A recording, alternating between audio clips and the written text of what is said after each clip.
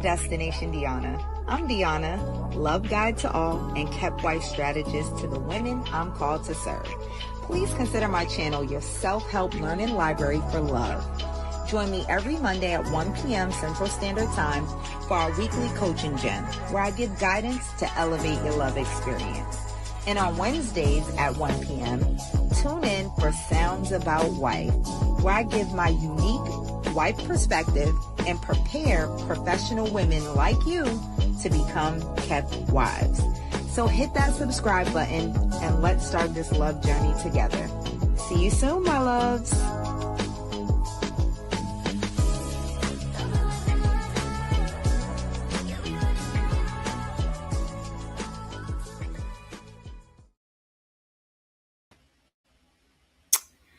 Some women don't avoid love because they don't want it.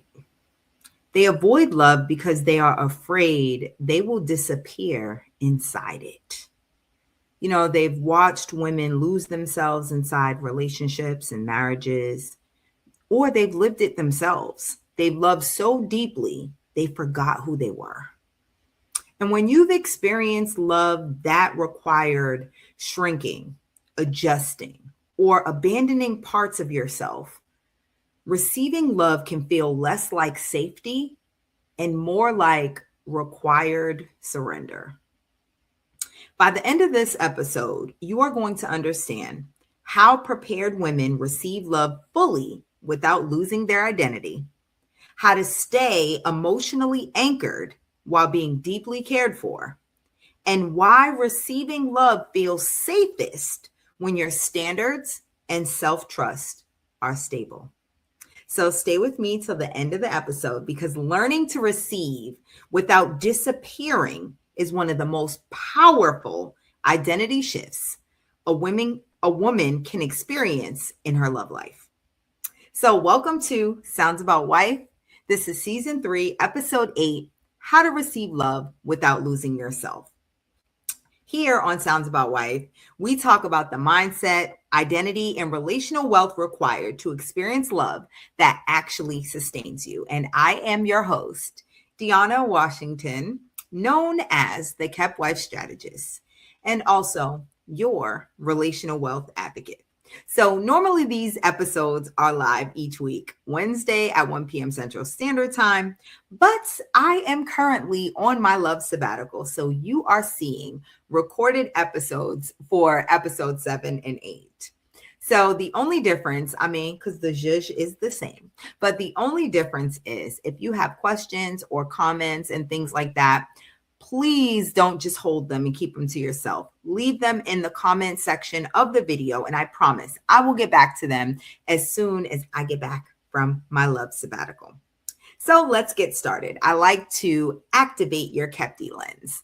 That means make you aware of the lens you're probably seeing things through, which is normally the commoner lens, and let you know the difference. Okay, so I'm actually going to start with one of the quietest fears that many women carry about love. And to summarize it into a simple sentence, and I've heard many variations of this, but if I receive love, I might lose control of my life. I might have to change everything about me. I might have to abandon, you fill in the blank, right?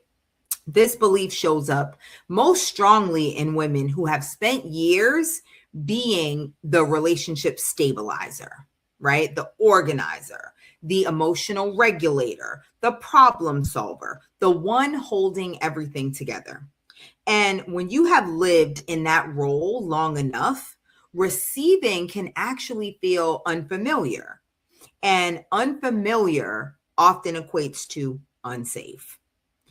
And if you've experienced relationships where love came with manipulation, inconsistency, punishment, emotional withdrawal, then your nervous system learned something very important and very protective. It learned that love actually costs you. But here is the strategic feminine truth that the Keptie lens requires and reveals. Healthy love does not cost your identity. Unhealthy love does. So the real issue is rarely receiving itself, right? It comes across like receiving is the issue. Oh, if I let a person do this, I owe them this. Oh, if I depend on a person financially, they have all the control. That's not what it is. The real issue is receiving from the wrong person while your identity is still unanchored. So that's the two things, right? It has to be the right person, and you have to be anchored in your identity. So let's actually bring this into like relational experience.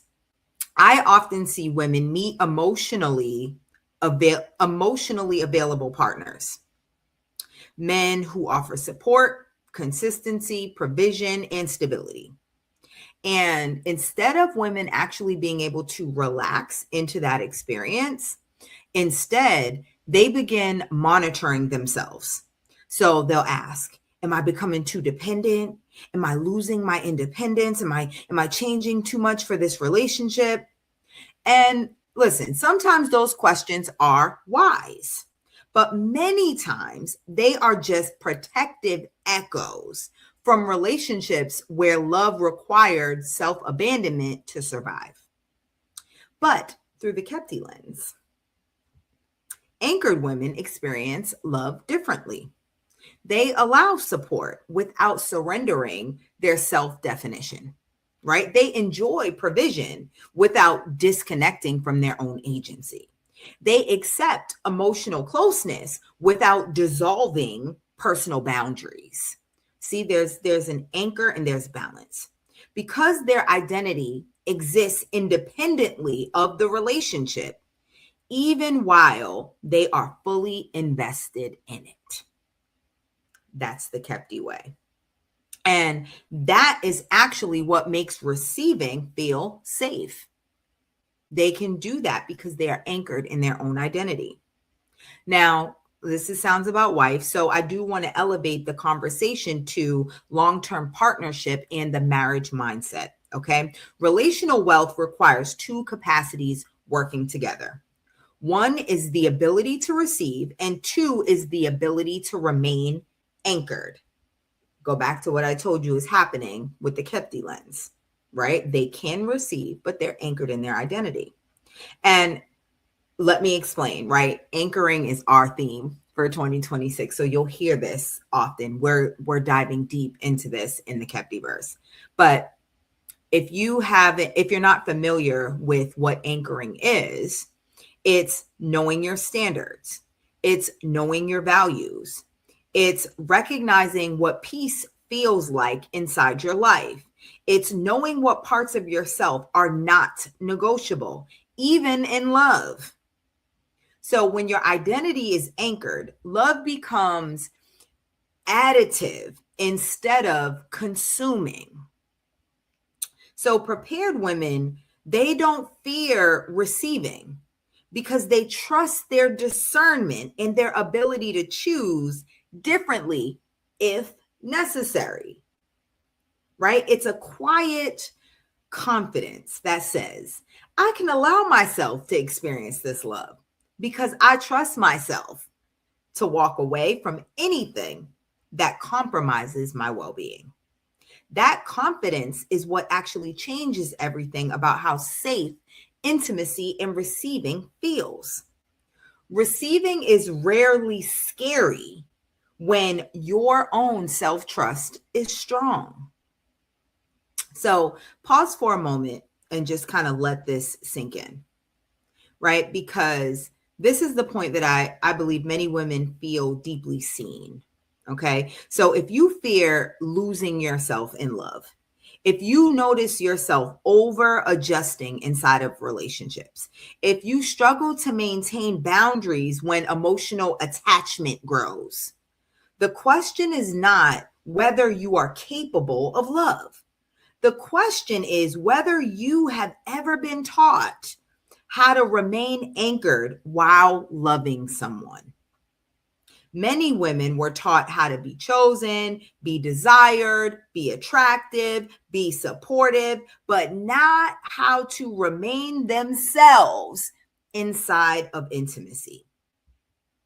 But prepared women practice something very different.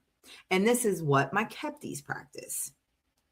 They practice not over adjusting for approval, not performing for security, not shrinking their needs to maintain harmony, not over giving to preserve connection, not abandoning their boundaries for closeness.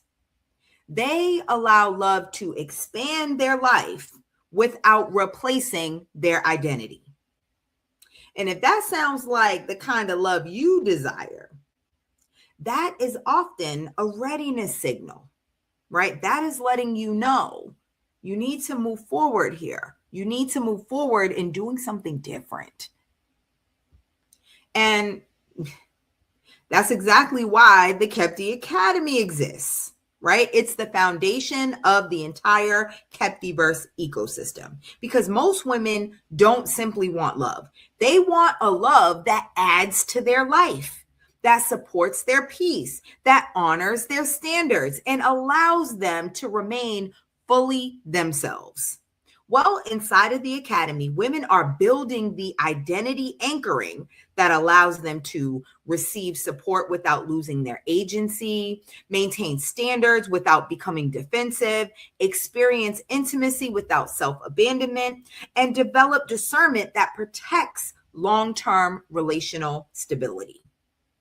Women do not enter this space already knowing how to do this. They don't. They enter to be prepared properly for love that feels safe, sustainable, and expansive. So if this conversation and ones like this feel like the language your heart has been searching for, the Academy is where this lens becomes daily lived experience. And it's accompanied by community reinforcement. So come on over to the Keptie Academy if you want to be properly prepared. So here's what I want to leave you with for the week, right? What I want you to carry with you from this conversation. Love is not meant to replace who you are. Love is meant to meet you, support you, and expand the life you have already anchored inside yourself.